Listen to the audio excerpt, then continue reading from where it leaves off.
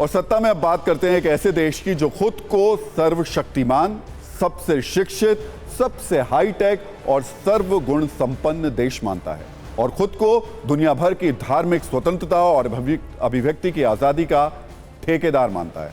नाम है अमेरिका, जहां की संस्थाएं भारत के खिलाफ सेलेक्टिव एजेंडा चलाने में जुटी रहती हैं, दुष्प्रचार वाली टूलकिट की तलाश में रहती हैं ताकि भारत को दुनिया में बदनाम किया जा सके।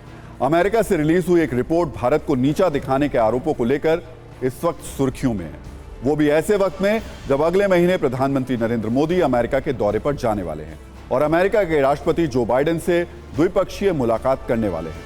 व्हाइट हाउस में पीएम मोदी के लिए रेड कारपेट वेलकम से पहले इस रिपोर्ट का रिलीज होना, इसकी टाइमिंग, ये सब कूटनीतिक प्रेशर बनाने के तरीके हैं। दरअसल अमेरिका की ओर से अंतर्राष्ट्रीय धार्मिक स्वतंत्रता वार्षिक रिपोर्ट 2022 जारी की गई। इस रिपोर्ट को अमेरिका के विदेश मंत्री एंटनी ब्लिंकन की तरफ से रिलीज किया गया है।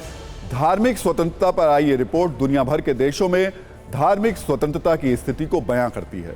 इस रिपोर्ट के जरिए चुन चुनकर पूर्वाग्रह के साथ घटनाओं का जिक्र करते हुए भारत सरकार पर बड़े सवाल उठाए गए हैं। इस रिपोर्ट में भारत में अल्पसंख्यकों, खासतौर पर मुस्लिम और ईसाइयों पर अत्याचार की झूठी पिक्चर बनाने की कोशिश की गई है।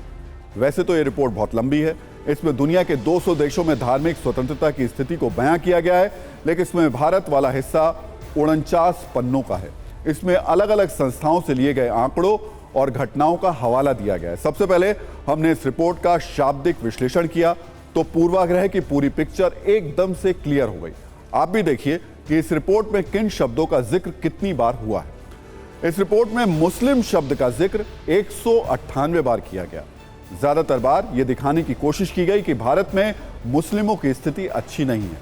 हिंदू शब्द का जिक्र 183 बार किया गया। हिंदू संगठनों को अधूरे और अर्ध सत्य वाले आंकड़ों और मनगढ़ंत तरीके से बनाई गई राय से घेरा गया है। रिपोर्ट में इंडिया शब्द का जिक्र 47 बार किया गया, बीजेपी का जिक्र 29 बार किया गया और घटनाओं का जिक्र इस तरह किया गया जैसे चुन चुनकर बीजेपी को टारगेट किया जा सके। वीएचपी यानी विश्व हिंदू परिषद का इस रिपोर्ट में 12 बार जिक्र किया गया। इसके अलावा बजरंग दल का जिक्र इस रिपोर्ट में 7 बार किया गया है। भारत ने धार्मिक स्वतंत्रता पर आई इस रिपोर्ट को पक्षपातपूर्ण बताया है। विदेश मंत्रालय ने कहा है कि हम अंतर्राष्ट्रीय धार्मिक स्वतंत्रता पर अमेरिकी विदेश विभाग की 2022 की रिपोर्ट जारी होने से अवगत हैं। अफसोस की बात है कि इस तरीके की रिपोर्ट अब भी गलत सूचनाओं और गलत समझ पर आधारित है, पूर्वाग्रह पर यह आधारित है। आगे आपको बताएंगे कि कैसे अमेरिका की यह रिपोर्ट गलत आंकड़ों पर आधारित है। अमेरिका की दुष्प्रचार वाली फिल्म के 6 किरदारों से पहले उसके बाद आपको मिलवाएंगे। पहले कुछ सेकंड की न्यूज रील में देखिए कि कैसे अमेरिका की इस रिपोर्ट को अलग अलग राजनीतिक पार्टियों के लोग अपने अपने चश्मे से देख रहे हैं।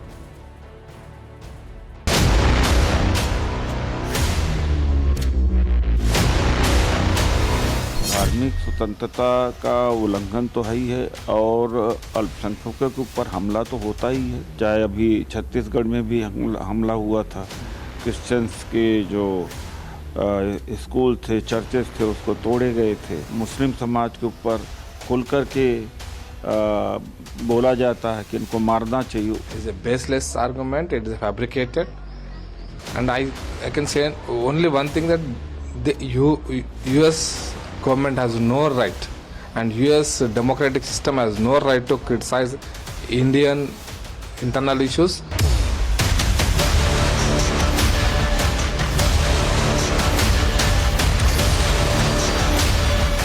देखिए, हम किसी बाहरी मुल्क को अपने अंदरूनी मामलात में मदाखलत करने की इजाज़त नहीं दे सकते।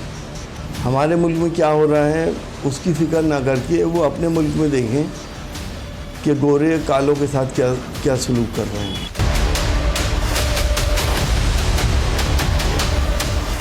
सब चीज़ें जो हैं ये गलत असर मुरतब करती हैं। हमारी सरकार को सोचना चाहिए कि अगर हमारे के यहाँ कुछ होता भी है इंटरनल, तो उसको इस तरीके से सॉल्व करे कि दूसरे को कहने का मौका न मिले।